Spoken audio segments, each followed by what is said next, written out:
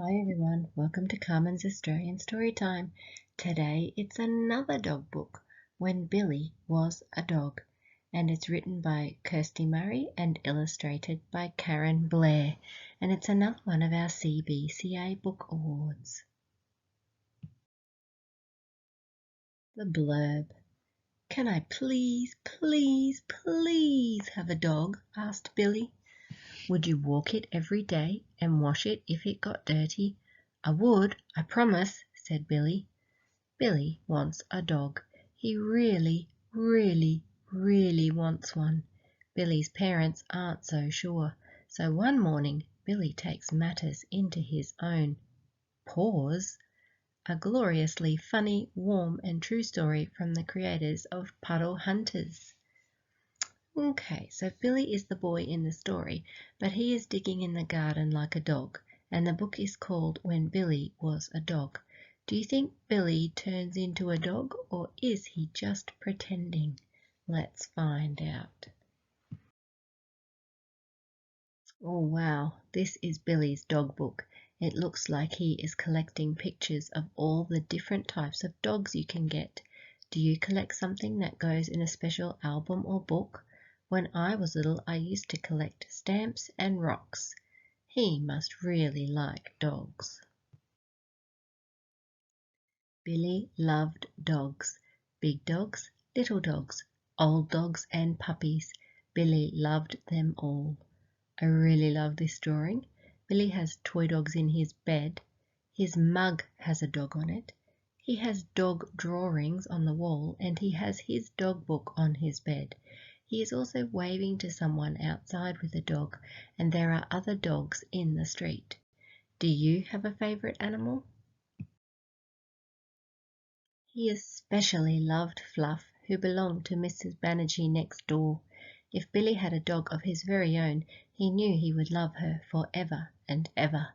So the lady he was waving to is his neighbour and her dog Fluff. Billie really does seem to love Fluff. How nice for Billie that he can go and visit the dog next door. Do you have a neighbour that you go and visit? It is really nice if you get to live in a neighbourhood where everyone is friends, especially if they have a pet. Can I please have a dog? Asked Billie. A dog is a big responsibility, said Dad. Would you walk it every day and wash it if it got dirty? I would, I promise, said Billie. Dogs are a lot of work, said Mum. Would you feed it and clean up its messes? I would, I promise, said Billie. I'm sorry, Billie, said Mum. Maybe when you're older, said Dad. Do you know what it means to be responsible for something? It means that it's up to you to take care of all of its needs. A dog does have a lot of needs, especially as a puppy, and you can't leave it on its own for very long either. Have you ever wanted something and had to wait?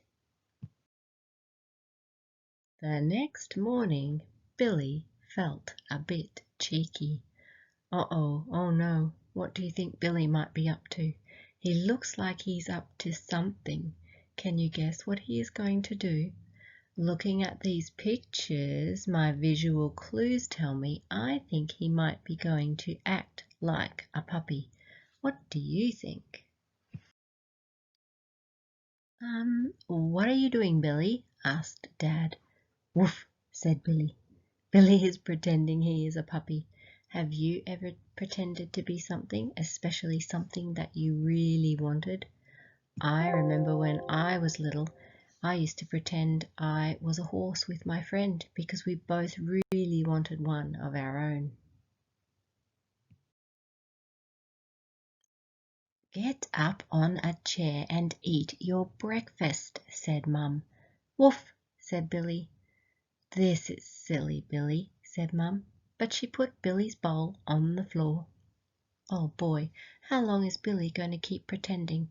I don't think I would like to eat my breakfast off the floor. It would not be much fun to eat without utensils. Utensils are your knife and fork and spoon, things that help you to eat. Imagine having to eat everything by just using your mouth without your hands. When the doorbell rang, Billy barked loudly. He was very happy to see Mrs. Banerjee and Fluff. I didn't know a puppy lived here," said Mrs. Banerjee. "Woof," said Billy. Billy is doing a great job pretending he is a dog. It is fun to pretend, but I am not sure about pretending for this long. Mrs. Banerjee is pretending Billy is a dog as well. On the way to the shops, Billy panted just like Fluff. "Billy, have you got your seatbelt on?" asked Mum. "Woof," said Billy. Even though Billy is pretending, it is important that he is safe in the car. What could happen if Billy doesn't wear his seatbelt?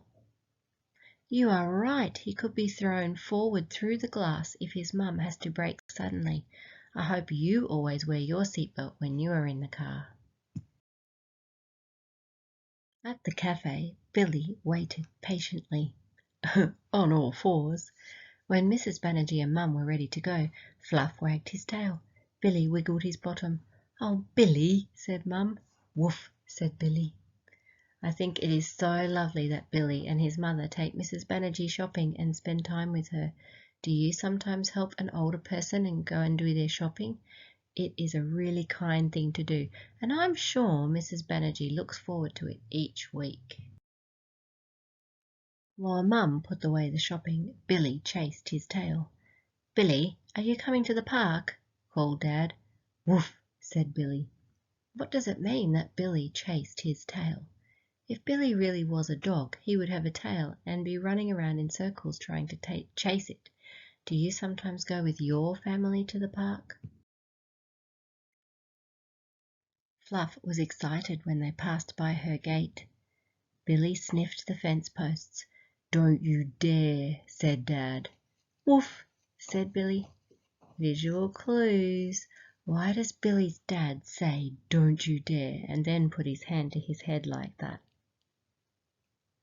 Yep, we all know because most of us have had a dog as a pet or know someone who's got a pet dog, that they like to mark their territory by weeing on fence posts. I think Billy's tricking his dad here and giving him a fright. There is no way Billy would do that in public. Poor Dad, he's shaking his head. He's so embarrassed. At the park, Billy ran under the swings and barked at the other kids. Then he picked up a stick and dropped it on Dad's foot. "Oh no, Billy, we're not playing fetch, are we?" "Woof," said Billy. I don't think I would like to pretend I am a dog at the dog park. How many dogs can you count?" "I see 12. Well, 13 if you count Billy. Do you think it is safe for Billy to play under the swings? What could happen?" I think he's given those children a fright too. It's quite dangerous, isn't it? They could have actually kicked him in the head. Poor Billy. I think he needs to. Later that afternoon, Billy visited Fluff. Together they dug a hole under Mrs. Banerjee's azalea bushes. "Billy, Fluff, stop that!" "Woof," said Billy, though he hoped it sounded like "I'm sorry." I think Billy is getting carried away with his pretending. Pretending is fun, but not when you're going to get in trouble for wrecking something. Being a dog was very tiring. Billy's hands and knees were sore and his throat ached from barking. He climbed into Fluff's basket. Fluff stared at Billy, then she climbed in beside him. Billy shut his eyes, snuggled in close to Fluff, and fell asleep. Why do you think Billy's hands and knees were sore? You guessed it, they would be sore after all the crawling around and digging. As cozy as Billy looks, I think that bed would get pretty uncomfortable after a while. Fluff is a nice dog to share her basket with Billy. Billy woke up when Fluff began making funny noises. He barked until Mrs. Banerjee came to see what was wrong. Oh no, it looks like there is something wrong with Fluff. What do you think could be wrong? Fluff is sick? Fluff has a prickle? Fluff is old? Fluff is having babies? I wonder what it is.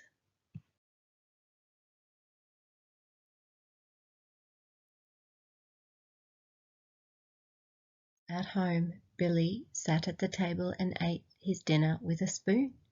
He didn't bark when the doorbell rang. He didn't roll on the carpet. He was too worried about Fluff. Billy is worried about Fluff. He is not pretending anymore. Have you ever been worried about a sick pet? It's really hard with animals because they can't tell you what's wrong. The next morning, Billy, Mum and Dad went to visit Fluff and Mrs. Banerjee. There in the basket with Fluff were 3 tiny puppies. The puppies made little squeaking noises. When Billy said woof, the puppies looked frightened. Did you guess it was puppies? What a great surprise for Billy.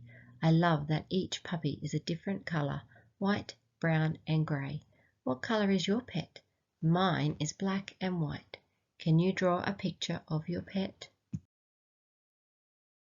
Perhaps it's better if you talk to them, Billy, said Mrs. Banerjee. Then they'll know that you're their friend. Can I give them names? Asked Billy. What a lovely idea, said Mrs. Banerjee. I will call them Snow, Chocolate and Boots, said Billy. But you can't keep them, said Dad. Poor Billy, he's definitely going to want a puppy now. I wonder why he called them Snow, Chocolate and Boots. I think you are right if you said their names match their colours. Every afternoon Billy visited Fluff's puppies and talked to them. When they were 8 weeks old, someone came and took away Snow. These puppies look so fun and cute. Why do you think they had to be 8 weeks old before they could be given away?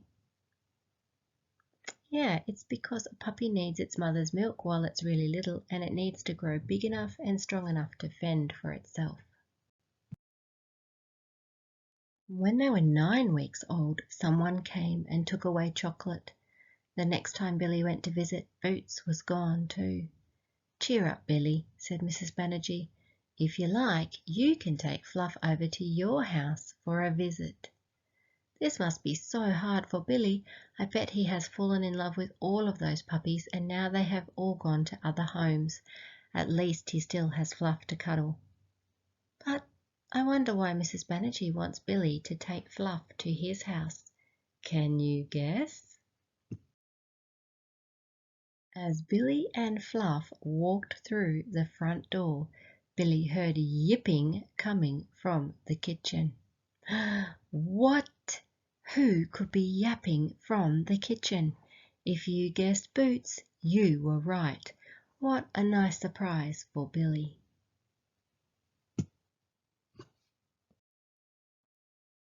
Is Boots going to live with us? Asked Billy. If you promise you'll walk her every day and wash her when she's dirty, said Dad. And you'll help to feed her and clean up her messes, said Mum. I will, said Billy. I promise. This is my favourite page in the whole book. I love the expressions on all of their faces. Love. Billy still can't quite believe he finally has his own puppy. I think Fluff is very happy that one of her pups will be living next door. And I will love you forever and ever, said Billy. Woof, said Boots. There is nothing quite like the bond between an animal and its owner. Thank you for listening today. Please comment and subscribe, and I would love to see your pet drawings. I am sensing a theme with many of these CBCA books this year. A lot of them seem to be about dogs.